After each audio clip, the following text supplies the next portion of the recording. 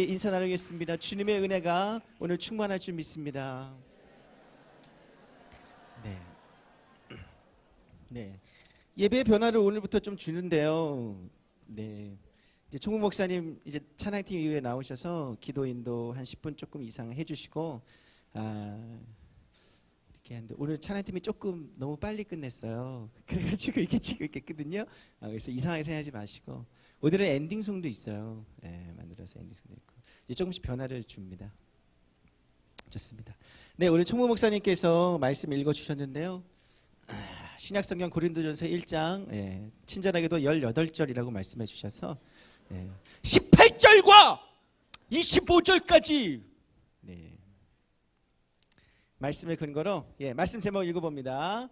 자, 오늘부터 첫 번째 시간인데 십자가. 자, 의미를 알아야 가치를 느낀다. 시작.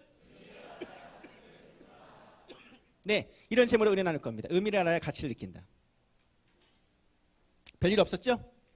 네, 없어요. 아까 그래서 누가 알았겠어요? 이병헌이 나올 때 그분이 나오실지. 사람 일은 모르는 거예요.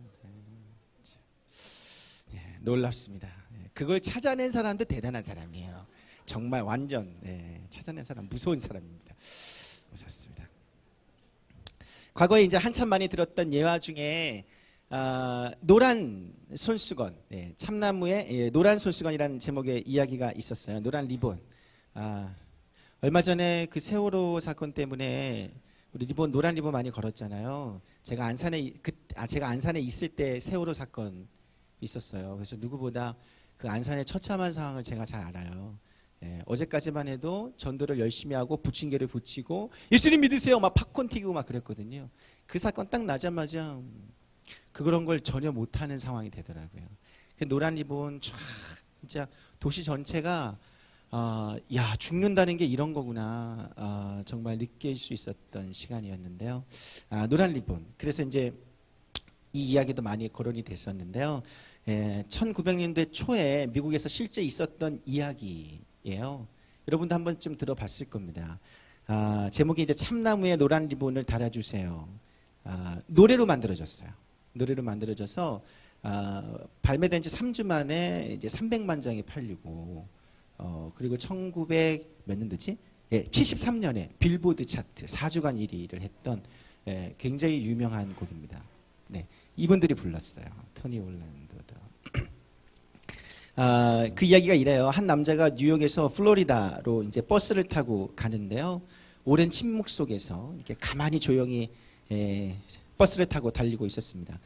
그런 그에게 한 여자가 옆에 있던 여자겠죠. 용기를 내서 그 남자에게 말을 건넸어요. 우리나라에서는 이렇게 버스 같이 타고 가거나 한참을 갈 거 아니에요. 미국은. 네.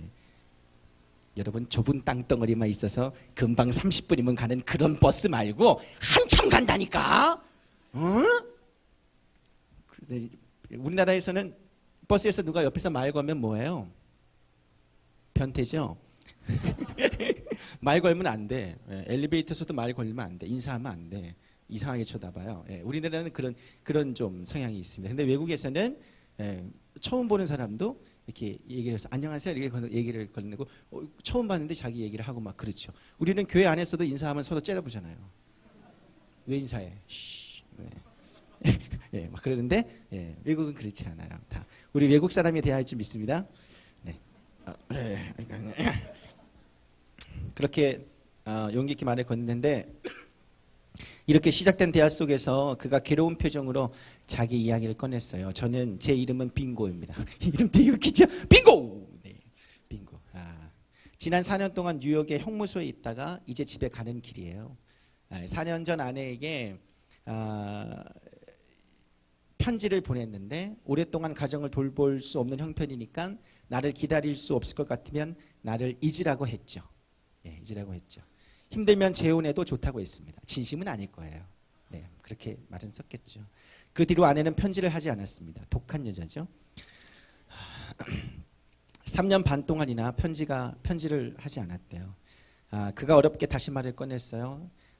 지난주에 가석방이 확정돼서 나는 또 편지를 썼습니다. 옛날에 우리가 브런즈윅이라는 곳에 살았는데 마을 어귀에 커다란 참나무가 한 그루 있었습니다. 나는 편지에 나를 용서하고 다시 받아들일 것이라면 그 참나무에 노란 손수건 리본을 매달아 두라고 했습니다. 그 노란 손수건 리본이 참나무에 걸려 있으면 버스에서 내려서 집으로 돌아갈 것이고, 그러나 손수건이 없으면 재혼했거나 나를 받아들일 생각이 없는 것으로 알고 그냥 버스를 타고 어디로든 가버릴 생각입니다. 이렇게 이제 편지를 썼대요.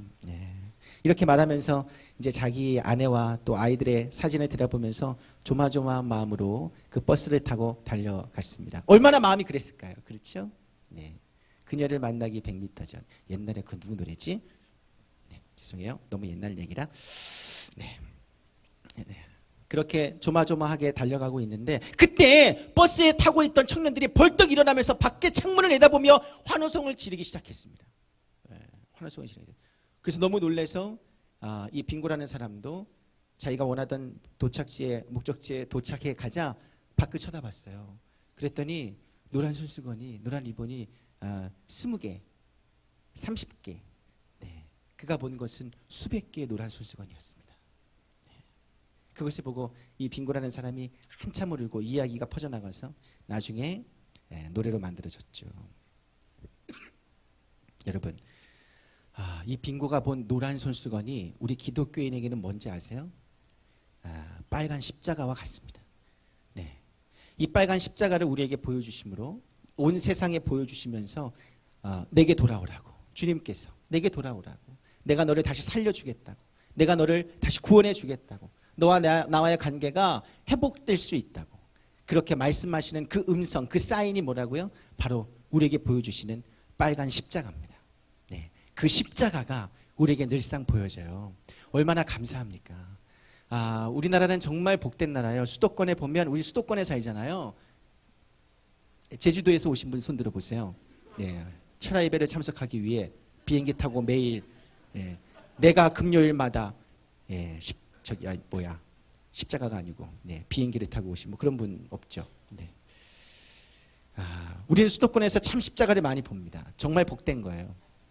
그런데 이게 너무 흔하게 보여가지고 이제는 흉물이 되었어요. 그래서 사람들은 수면권을 보장해달라고 십자가를 치워달라 합니다. 너무 밝아 십자가가. 이제는 흰색이 돼. LED도 된 거. 밝아요. 잘 때 그게 이제 자꾸 이제 불을 껐는데도 여전히 환해. 집이. 그 왜 그런 거예요? 십자가 때문에. 밖에 십자가 때문에. 그리고 이제는 건축법상 십자가를 세우는 것이 쉽지 않은 시대가 돼버렸습니다. 물론 피해를 주면 안 됩니다. 예, 맞습니다. 피해 주지 않아야 돼요. 예, 좋습니다. 그런데 이렇게 되어가는 요즘의 분위기에 이 십자가가 믿는 우리에게, 정작 그 십자가를 붙들어야 될 우리에게도 흉물이 되거나, 혹은 치워야 할 그 무엇이 되거나, 혹은 불편하게 하는 불편한 것이 되어서 우리가 그것의 의미를 모르고, 그리고 십자가를 진정 깨달으려 하지 않고, 십자가가 그냥 걸리적거리는 그 무언가가 될까봐, 우리 믿는 이들에게 그런 십자가가 될까봐 굉장히 염려스럽습니다. 여러분, 십자가는 성도의 근본입니다. 아멘. 십자가의 의미를 알지 못하고 십자가의 가치를 깨닫지 못하면 어떤 사람이에요? 근본도 모르는 놈이 되는 것입니다. 감사해요. 이런 요괴도 십자가는 우리의 존재의 근원인 줄 믿습니다. 우리가 근본을 아는 자가 되는 게 중요해요. 기독교의 능력이 무엇인지, 기독교의 참된 가치가 무엇인지, 그것을 깨닫는 것은 십자가를 깨달을 때 알 수 있는 거거든요. 만약 못 깨달으면 그냥 교회 다니는 사람이 되는 거예요. 기독교의 능력을 모르는 거예요. 십자가의 의미와 가치를 알지 못하면 그냥 다니는 사람이 됩니다. 만약에 알게 되면, 십자가의 의미를 알게 되면, 십자가의 그래서 가치를 알게 되면 사도 바울처럼 이렇게 선포하게 돼요. 갈라디아서 6장 14절을 우리 다 같이 한번 읽어보겠습니다. 시작. 그러나 내게는 우리 주 예수 그리스도의 십자가 외에 결코 자랑할 것이 없으니 그리스도로 말미암아 세상이 나를 대하여 십자가에 못 박히고 내가 또한 세상을 대하여 그러하니라. 초대교회나 지금의 교회나 자기를 자랑하는 자들로 넘쳐납니다. 자랑할 게 너무 많죠. 자랑할 게 너무 많아요. 그런 자랑거리들이 십자가 앞에서는 무의미한데, 십자가의 의미를 모르니까 여전히 자기를 자랑하고 있는 거죠. 십자가의 의미를 알고 가치를 아는 성도는 오직 무엇만 자랑해요? 사도 바울의 고백처럼 십자가만 자랑하기로, 십자가만 자랑하는 것으로 그의 입술에 담아두죠. 사순절입니다. 모르셨죠? 사순절이에요. 부활절로부터 40일 전, 정확히는 주일을 포함해서 47일. 주일은 빼요. 그 사순절에서. 그 사순절 때는 금식하잖아요. 저는 고기를 더 먹죠. 근데 주일에는 금식하지 말라고 7일 더 플러스 시키는 거예요. 주일에는 금식하면 안 됩니다. 많이 드세요. 그래서 저도 주일에만 먹어서 이렇게 된 거예요. 사순절인 지금 여러분들은 십자가의 의미를 정말 알고 있습니까? 정말 알게 합니까? 십자가를 묵상하고 있습니까? 오늘 우리가 읽은 본문도 이와 비슷한 얘기를 해요. 본문 18절입니다. 본문 18절 읽어봅니다. 오늘 본문 18절 읽습니다. 시작. 십자가의 도가 멸망하는 자들에게는 미련한 것이요 구원을 받는 우리에게는 하나님의 능력이라. 십자가의 도, 십자가의 도. 십자가의 도란 뜻은 십자가의 메시지, 십자가의 선포 뭐 이런 거예요. 십자가의 의미를 말하는 거죠. 그 십자가의 의미를 모르는 자들에게 그것은 어떤 것이래요? 십자가의 의미를 모르는 자들에게 십자가는 어떤 의미라고요? 미련한 거. 미련증이. 미련해. 하지만 알고 있는 성도에게는, 우리에게는 십자가가 뭐라고요?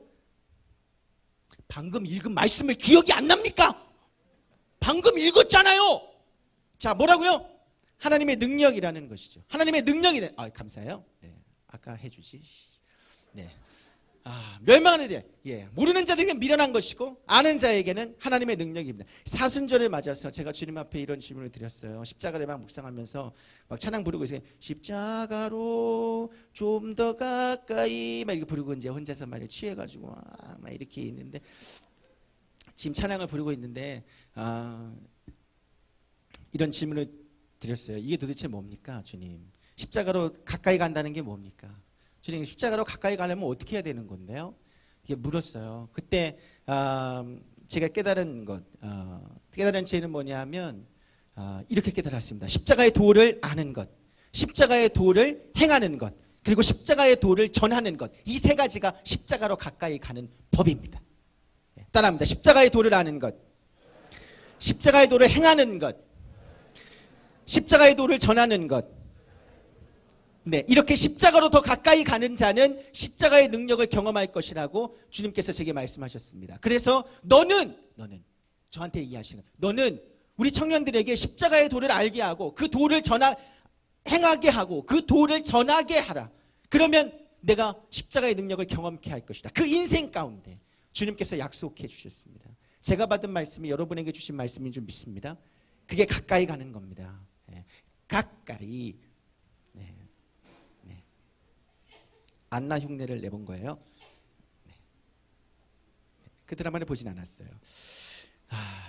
그래서 막 이 메시지를 그렇게 받았는데 막 가슴이 불타올라서 저 혼자 그런 거예요.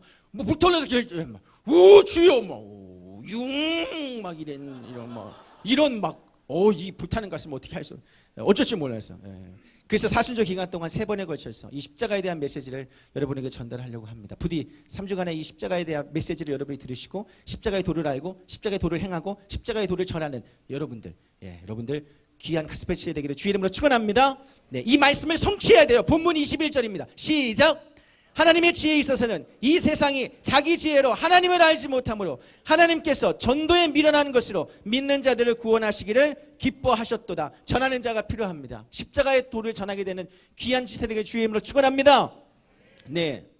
십자가에 대해서 의미를 깨닫기 위해 2가지 관점을 여러분에게 얘기하려고 합니다. 첫 번째 관점은 불신자의 관점, 두 번째는 신자에게서 이제 신자가 바라본 관점. 십자가를 딱 놓고 보는데 불신자가 바라볼 때 저 십자가는 어떤 의미지? 그리고 신자가 바라볼 때 저 십자가는 어떤 의미지? 이 2개 다 봐야 진짜 십자가의 의미를 제대로 알 수 있거든요. 불신자의 관점에서 바라본 십자가. 본문 22절 23절 있습니다. 시작. 유대인은 표적을 구하고 헬라인은 지혜를 찾으나 우리는 십자가에 못 박힌 그리스도를 전하니 유대인에게는 거리끼는 것이요 이방인에게는 미련한. 다시 한번 읽습니다. 아주 중요해요. 시작. 유대인은 표적을 구하고 헬라인은 지혜를 찾으나 우리는 십자가에 못 박힌 그리스도를 전하니 유대인에게는 거리끼는 것이요 이방인에게는 미련한 것이래. 자, 불신자의 관점에서 십자가는 뭐예요? 거리끼는 것이고 미련한 것입니다. 본문은 불신자를 2 부류로 나눠요. 첫 번째 어떤 부류예요? 유대인. 또 하나는 뭐예요? 헬라인. 자, 헬라인. 유대인과 헬라인. 22절에서 유대인은 뭐에 집착하는 사람들이에요? 표적. 예, 표적에 집착. 표적 보여주세요. 우와! 표적 보여주세요. 예. 그런 자들에게 십자가는 뭐라고요? 표적을 구하는, 표적에 집착하는 자들에게 십자가는 뭐라고요? 그러니까 화려한 거, 대단한 거, 사람들이 볼 때 우와우 막 그런 거 있잖아. 막 이렇게 한번 퍽 쪄지면 막 우와 다 넘어지고 막 그냥 한번 기도해지면 여기서 막 금리빨 나오고. 제가 어제 금리 해놨어요. 그게 안 돼가지고 금리하게 이빨 써가지고 네. 네. 금리 4개 쇼부 받습니다. 대단하죠. 네. 거기가 3월에 문을 닫는다는데 그 안에 하세요. 네. 표적에 집착하는 자들에게는, 그런 화려한 것에 집착하는 유대인에게는 뭐라고요? 십자가가 거리끼는 것. 거리끼는 것이라고 하는 건 걸림돌, 장애물이라는 겁니다. 예, 가다가 이렇게 길을 가는데 이렇게 걸려. 그 넘어졌어요. 이 걸리적거리면 어떻게 해야 돼요? 피해 가야죠. 네, 이렇게 치울 힘이 없어요. 우리는 머리 이게 피해 가야죠. 자꾸 여러분 너무 세. 여러분들은 내 앞에 걸리적거리는 것들은 다 치워버릴 것이다. 와, 이런 인생을 살면 안 되고 가끔 좀 피해 가면서 이렇게 네, 당신도 주님이 사랑하십니다. 이렇게 살아야죠. 이래야 세상 사는 거예요. 이 약한 세대 내가 다 치워버릴 것이다. 이렇게 생각하면 안 됩니다. 예. 왜 그러냐? 왜 그들에게 십자가가 예수님을 구원자로 믿는 데에, 예수님 앞에 가는 데에 왜 걸림돌이 되는가? 왜 장애가 되는가? 예. 첫 번째, 그 이유는 따라합니다. 십자가는 무능력한 것이기 때문입니다. 예. 마태복음 27장 38절에서 42절 이 말씀 아주 잘 보십시오. 읽습니다. 시작. 이때에 예수와 함께 강도 둘이 십자가에 못 박히니 하나는 우편에 하나는 좌편에 있더라. 지나가는 자들은 자기 머리를 흔들며 예수를 모욕하여 이르되 성전을 헐고 사흘에 짓는 자여, 내가 만일 하나님의 아들이거든 자기를 구원하고 십자가에서 내려오라 하며, 그와 같이 대제사장들도 서기관들과 장로들과 함께 희롱하여 이르되 그가 남은 구원하였으되 자기는 구원할 수 없도다. 그가 이스라엘의 왕이로다. 지금 십자가에서 내려올지어다. 그리하면 우리가 믿겠노라. 유대인이 십자가를 걸림돌로 여기는 것은, 그것은 수치와 저주, 무능력의 상징이기 때문에 그래요. 유대인들이 예수님의 하나님의 아들로 믿지 못하는 것은 그 이유 때문에 그렇습니다. 그들이 기대했던 건 뭐죠? 십자가에 설령 올라갈 수도 있어요. 정말 하나님의 아들이라면, 오늘 본문에 보니까 정말 하나님의 아들이라면 멋있게 십자가에서 빠밤! 응? 내려와서 로마 병사들, 자기는 못 박은 로마 병사들을 그냥 이렇게 훅 그만 막 다 쓰러져 죽고, 그리고 다시 그 로마를 딱 몰아내고 자기가 왕으로 등극해서 백성들 앞에 하이 히틀러 뭐 이렇게 이거 아닌데 유대인의 왕으로, 진짜 유대인의 왕으로 등극하는 모습을 보여주는 게 유대인들이 기대했던 예수님의 능력 있는 유능한 모습이었습니다. 그런데 아무리 기다려도 뭐라 그래요? 내려와봐. 네 자신을 구원해봐. 그럼 내가 믿어줄게. 너 하나님의 아들이냐? 능력을 보여줘. 그런단 말이죠. 그것이 하나님의 아들임을 나타내는, 유대인이 믿도록 만드는 표적이 될 수 있었습니다. 십자가를 팍 물치고 못이 빠바박 막 나가고 막 그런 거죠.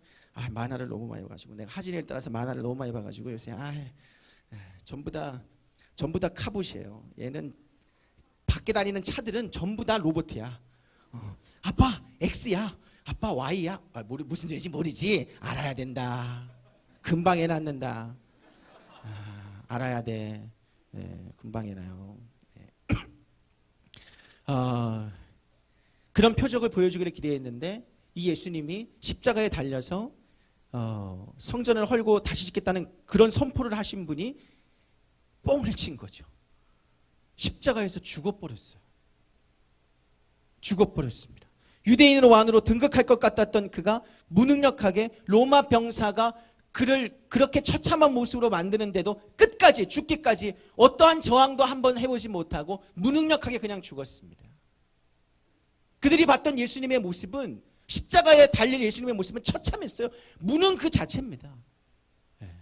머리에서는 가시관 때문에 피가 줄줄 흐르고 얼마나 처참하고 무능력해 보입니까? 9가닥의 채찍이 예수님의 몸을 찍었을 때 그 끝에 뼈가 달려 살을 뜯어내고 온몸에 뼈가 보이며 내장이 보일 정도로요. 그렇게 피가 줄줄 흘렀던 그 모습을 보는 유대인들은 너무 무능력해 보이는 거예요. 왜 저렇게 미련하고 왜 저렇게 무능력하냐. 십자가도 자기가 혼자 못 져서 누가 져줬어요? 딴 사람이 져줬어요. 지 십자가도 지가 못 져요. 얼마나 무능력해 보입니까? 너무 힘들어서.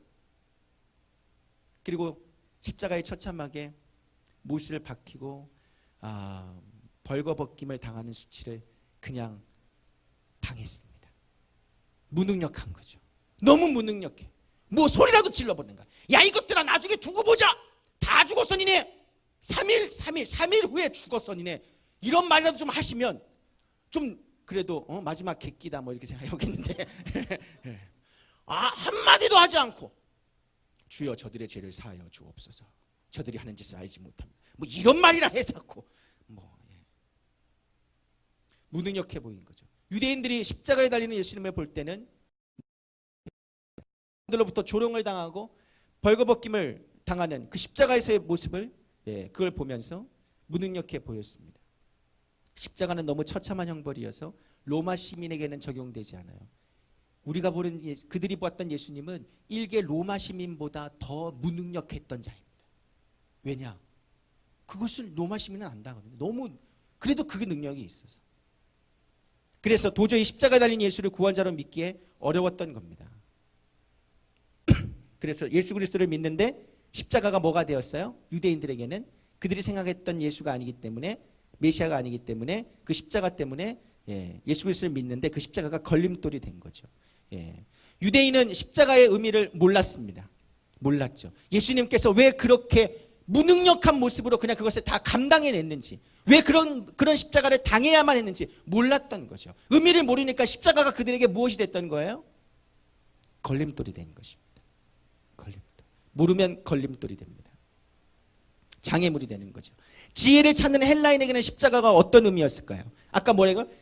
헬라인에게는 그건 뭐예요? 미련하는 것이. 이 고린도전서는 바울이 어느 교회에 보낸 거예요? 네, 고린도에 보냈죠. 어려운 질문입니다. 네, 고린도에 보냈습니다. 고린도에 있는 고린도 지역에 보냈어요. 그 교회에 보냈습니다. 고린도는 여러분이 잘 알다시피 무역항 도시입니다. 막 여기저기서 무역 중심지예요. 그래서 돈이 많이 오갑니다. 그리고 뛰어난 지식, 엘리트층들이 많이 오고 갑니다. 그리고 거기서 새로운 지식들을 많이 설파해요. 그러니까 그 어떤 것보다 지식의 메카가 되는 거죠. 그러니까 돈도 많아요. 그리고 다른 그 어떤 도시 사람들보다 더 지식적으로, 지혜적으로 뛰어나요. 많이 주워들으니까. 그런 도시였습니다. 그리고 잘 먹고 잘 살다 보니 향락에 빠져서 성적으로도 굉장히 음란합니다. 고린도인들이 생각하는 지혜는 뭐냐 하면 잘 먹고 잘 사는 법이에요. 웰빙.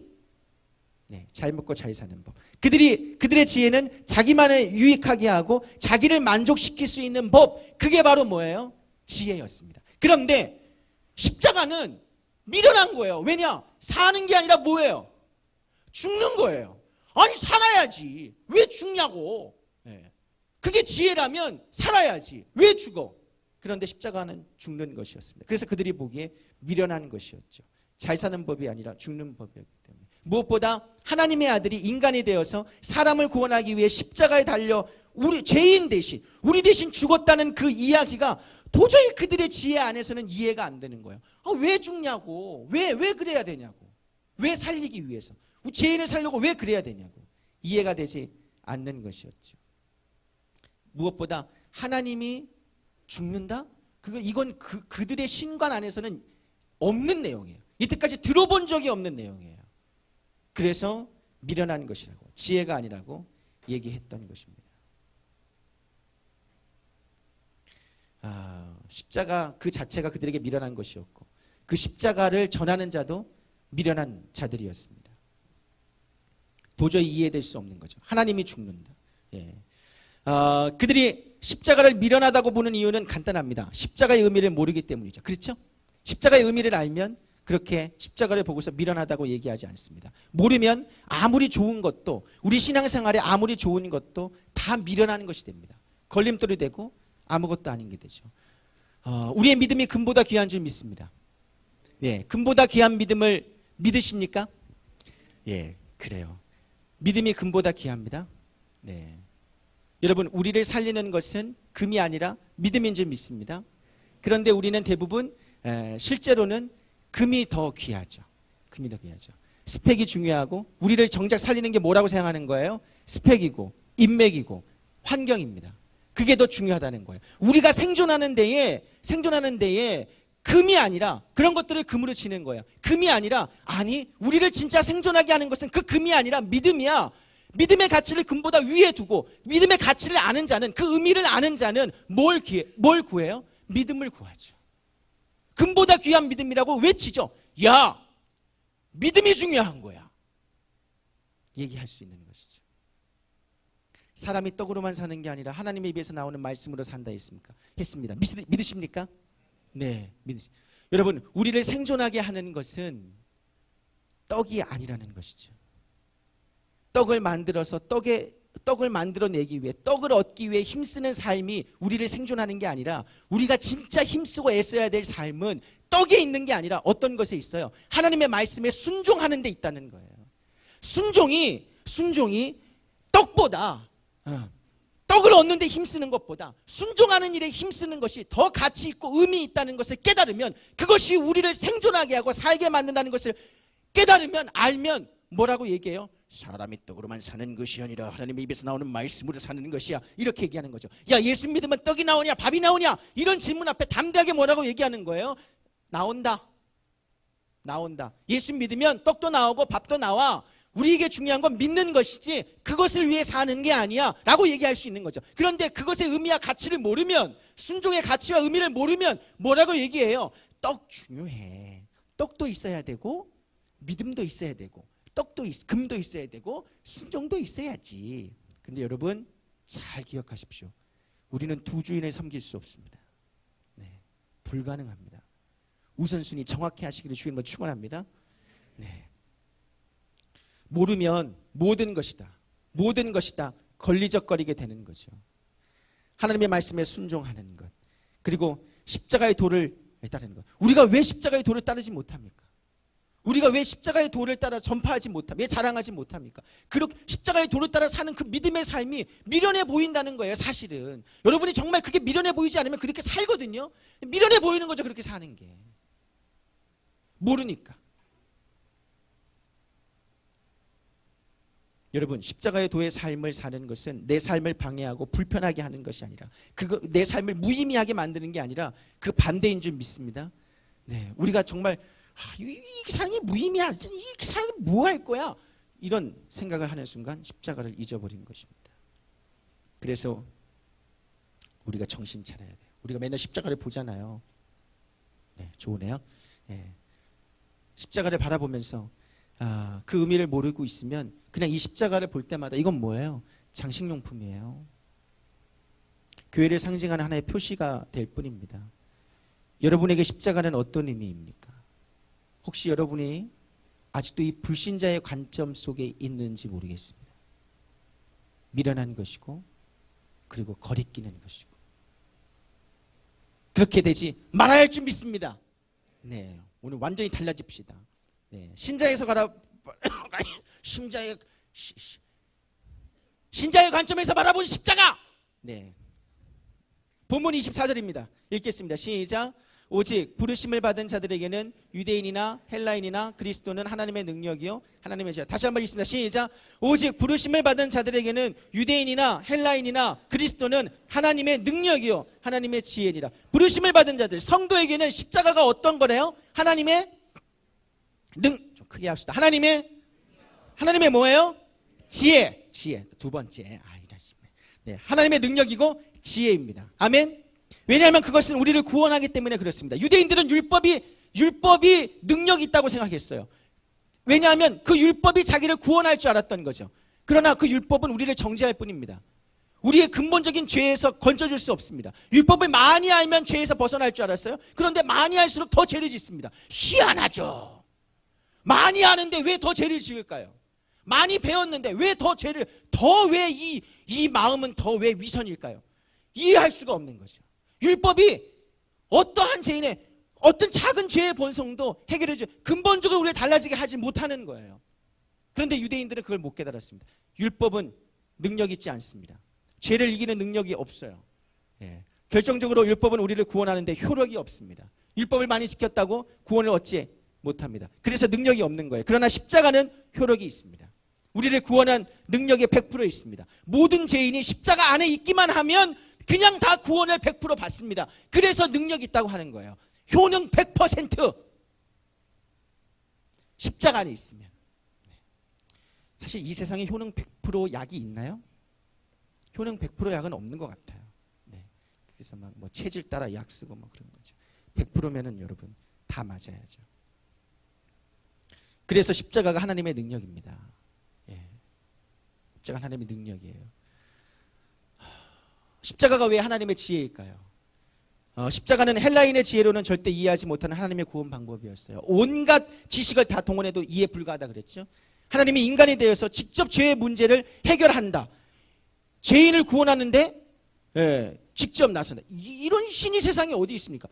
창조주가 그냥 인간을 그냥 판단하고 심판하면 되지. 그 인간 자기가 만든 존재를 구원하려고 자기가 직접 내려와서 자기가 그들의 모든 죄의 짐을 다 짊어지고 십자가에서 죽는다는 거예요. 이런 신이 어디 있습니까?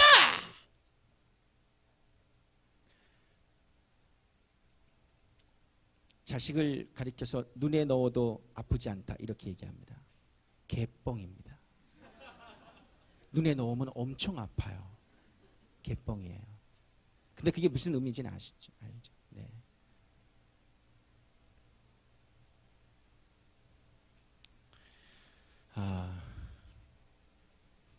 그런 신은 이 세상에 없습니다. 그들의 지혜 속엔 그랬던 거예요. 그들이 들어왔던 지혜 속에서의 신은 그런 존재가 아니에요. 세상의 지혜는 하나님이 이렇게까지 해서 죄인을 구원할 것이라고 예상하지 못했습니다. 네. 그러나 십자가에 나타난 하나님의 공의와 사랑을 알면 유대인도 헬라인도 십자가를 보면서 뭐라고 고백할 수밖에 없어요? 하나님의 지혜구나. 어떤 학자는 마귀조차도 하나님이 우리를 죄인을 구원할 방법으로 십자가를 쓴 것에 대해서 깜짝 놀랐다 그래요. 그러니까 어떻게 했어요? 유다에게 예수를 팔 생각을 집어넣은 거죠. 만약에 그 십자가가 승리의 십자가로 변할 거였다면 그렇게 하지 않았다는 거예요. 어느 정도 타당성이 있긴 한데 정확히는 잘 모르겠어요.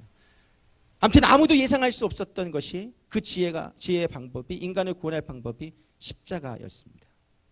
중요한 건 뭐라고요? 그 십자가에 어떤 의미가 있어요? 하나님의 공의와 사랑이 있습니다. 따라합니다. 하나님의 공의와 사랑이 있습니다. 그걸 안다면 말씀드렸죠. 유대인도 헬라인도 그 십자가를 보면서 감격할 수밖에 없어요. 하나님의 능력이라고 지혜라고 받아들일 수밖에 없어요. 잘 들어보세요. 모든 사람이 죄인입니다. 살인, 간음, 도적질, 이런 걸 해서 근본적으로 이런 것들이 우리를 근본적으로 죄인으로 만드는 게 아니라 하나님과 원수된 관계로 사는 그 상태, 그것이 바로 우리의 근본적인 죄악입니다. 이해하시겠습니까? 네. 모든 죄는 하나님과 멀어진 상태에서 발생되는 거예요. 여러분들이 이걸 깨닫기를 주의 이름으로 축원합니다. 네. 거기에서 다 근본적인 죄성이 나오는 거죠. 성경에서 가장 큰 계명이 뭐예요? 하나님을 마음을 다하고 뜻을 다하고 힘을 다해서 사랑하라는 거죠. 전심으로 주를 사랑하지 않는 것이 주님 앞에 가장 큰 죄입니다. 여러분 믿으십니까? 네. 믿어줘야 되는데. 네. 여러분 살인보다 더 큰 죄성이 뭐예요? 전심으로 주를 사랑하지 않는 것. 그것이 큰 죄입니다. 왜냐하면 그게 주님 보시기에 가장 큰 계명이기 때문에, 그걸 어겼기 때문에. 요한계시록 2장 4절부터 5절에서 예수님은 에베소 교회에게 이렇게 말씀하십니다. 다 같이 읽어봅니다. 시작. 그러나 너를 책망할 것이 있나니 너의 처음 사랑을 버렸느니라. 그러므로 어디서 떨어졌는지를 생각하고 회개하여 뭘 가지라? 처음 행위를 가지라. 만일 그리하지 아니하고 회개하지 아니하면 내가 내게 가서 내 촛대를 그 자리에서 옮기라. 뭘 회복하래요? 처음 사랑을 버린 것에 대해서 처음 사랑 회복하래요. 심지어 그 대상이 교회일지라도 전심으로 주를 사랑하지 않는다면 하나님의 심판의 대상이 됩니다. 하나님께서 진노하신다는 거예요. 하물며 하나님과 무관한 상태로 계속 살아가는 모든 죄인은 하나님의 엄청난 지혜, 진노, 심판의 대상이 될 수밖에 없습니다. 하나님은 이 지혜에 대해서 진노하세요. 창조주 하나님을 인정하지 않고 그를 전심으로 사랑하지 않는 이 세대에 대해서 하나님은 진노하십니다. 하나님의 공의란 그 진노의 대상을 심판하시는 것이 하나님의 공의입니다. 이해되십니까?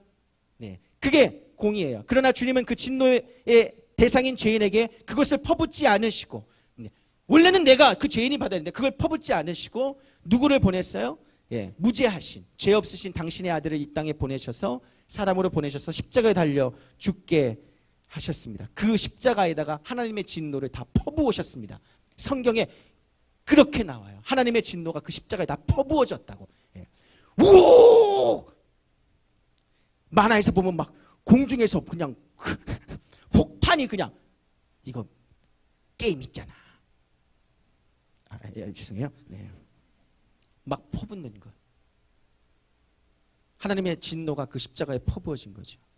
왜 죄인이 아닌, 원래 당해야 할 자가 아닌 왜 하나님의 아들을 했느냐, 선택했느냐? 그 죄인을 너무나 사랑하시기 때문에 그렇습니다. 죄인에게 살 길을 열어주고 싶으셨던 거죠. 그래서 십자가는 하나님의 죄에 대한 공의와 죄인을 향한 사랑을 동시에 보여주는 하나님의 지혜입니다. 믿으십니까? 네, 공의와 사랑이 공존할 수 있는 십자가, 엄청난 하나님의 지혜라는 거예요. 하지만 이것을 모르는 헬라인의 지혜로는 그것이 이해되지 않기 때문에 미련한 것이죠. 하나님이 죄인을 구원하라고 도저히 넘어설 수 없는 신인의 경계를 넘어선다? 와, 이건 이해할 수 없는 거죠. 사람이 개가 되는 것과 마찬가지예요. 그걸 구원하겠다고 신인의 경계를 넘어서요. 그들의 지혜로는 이해가 되지 않는 거죠. 왜 이해가 안 됩니까? 우선은 우리의 죄가 그렇게 처참한 십자가의 심판으로 결론이 나야 할 정도로 우리의 죄가 심각한 결과를 낳는 걸 모르고 있고, 그것에 대해서 공의를 행하시는 하나님을 모르고, 그러나 그 죄인을 미치도록 사랑하시는 하나님의 마음을 모르기 때문에 그 십자가가 미련해 보이는 것입니다. 사람은 아무리 사랑해도 살려주고 싶어도 한계를 경험합니다. 우리 사랑하게 내버려 두세요. 한계가 있는 거예요. 한계가 있는 거예요. 2010년에 이 얘기를 하고 마치겠습니다. 2010년에 서초동 소년법정에서 김기옥 부장판사의 판례가 굉장히 화제가 됐어요. 친구들과 함께 오토바이를 훔쳐 달아난 죄목으로 호러버니 앞에서 재판을 받는 16세 소녀가 있었습니다. 무거운 처벌을 예상했어요. 그래서 소녀가 움츠려 이렇게 앉아 있었는데, 그때 김기옥 부장판사가 소녀를 향해 다정한 목소리로 일어나라고 했습니다. 일어나 자신을 따라 힘차게 외쳐보라. 뭐라고 외치라고 했냐면, 나는 이 세상에서 가장 멋있게 생겼다. 실제는 그렇지 않겠죠. 나는 이 세상에 두려울 것이 없다. 나는 혼자가 아니다. 무엇이든 할 수 있다. 소녀는 이 말들을 따라하며 참았던 눈물을 터뜨렸습니다. 소녀는 14건의 절도와 폭행의 전적이 있었어요. 그래서 그 전적 때문에 굉장히 무거운, 누가 봐도 무거운 형벌이 그 소녀에게 내려질 것이라고 예상했지만, 이렇게 일어나 외치는 것으로 재판을 마쳐버렸습니다. 잘 외쳤다. 끝. 아니, 형벌이 있어야 되는데 끝내버렸어요. 판사는 소녀의 사정을 잘 알고 있었어요. 간호사를 꿈꾸며 상위권 성적을 유지했대요. 상위권이 어디까지인지 모르겠지만 유지했다는 거죠. 그 아이가 어느 날 남학생들에게 집단 폭행을 당했습니다. 그 소녀가 후유증으로 병원에 치료를 받았고, 그 충격으로 어머니는 신체 일부가 마비됐습니다. 이후 소녀는 완전히 망가져서 친구들과 어울려 다니면서 범행을 저질렀대요. 판사는 그것을 알고 이렇게 말했습니다. 법정에서 이 소녀는 가해자로 왔습니다. 가해자죠. 그 자리에서. 하지만 이 소녀의 삶이 이렇게 망가진 것을 다 알면 누가 가해자라고 말할 수 있겠습니까? 이 아이의 잘못의 책임은 우리에게 있으며, 소녀가 다시 세상을 긍정적으로 살아갈 수 있도록 잃어버린 자존심을 찾아줘야 한다. 이렇게 말했습니다. 그리고 마지막으로 소녀를 법대 앞으로 불러서, 가까이 불러서 손을 잡아주면서 이렇게 말했습니다. 마음 같아서는 꼭 안아주고 싶지만 너와 나 사이에는 법대가 가로막혀 있어. 이 정도밖에 할 수 없어. 미안하구나. 안아주고 싶죠. 다 해주고 싶죠.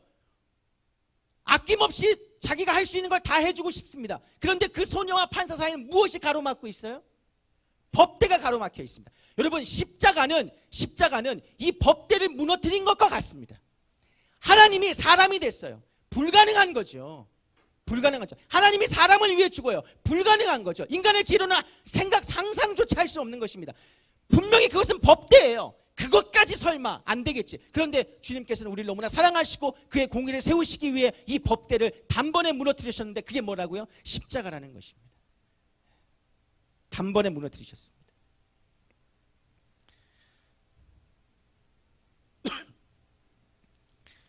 하나님이 친히 사람이 됐다는 것, 이것은 법대를 무너뜨린 것입니다.